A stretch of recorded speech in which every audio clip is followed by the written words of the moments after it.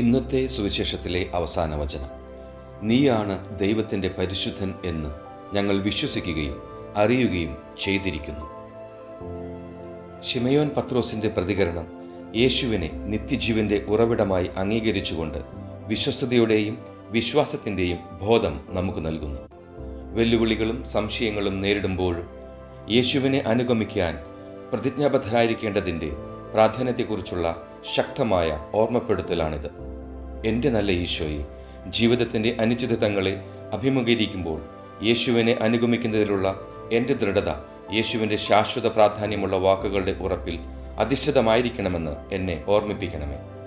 കർത്താവെ, എൻ്റെ രക്ഷയുടെ ഉറവിടമായി അങ്ങയെ പ്രഖ്യാപിക്കുകയും നിരാശരായവരുടെ ഏകപ്രത്യാശയായി അങ്ങയെ അവതരിപ്പിക്കുകയും ചെയ്തുകൊണ്ട് ജീവിക്കാൻ വേണ്ട കൃപ ഇന്ന് എനിക്ക് നൽകണമേ.